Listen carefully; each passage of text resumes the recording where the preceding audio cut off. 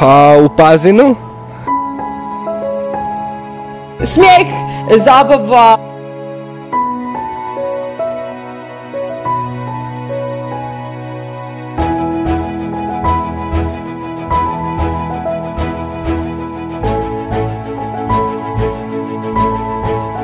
Puno učenika iz različitih dijelova Istre.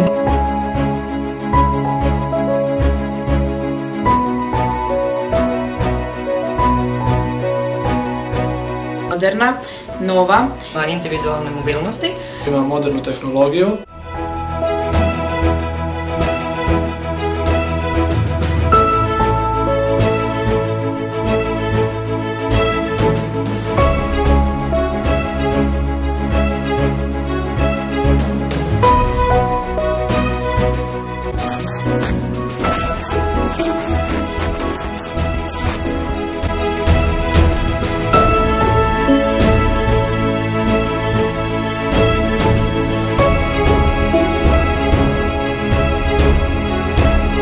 Odlično! Dakle, nalazimo se u društvu ravnatelja gospodina Lukašića.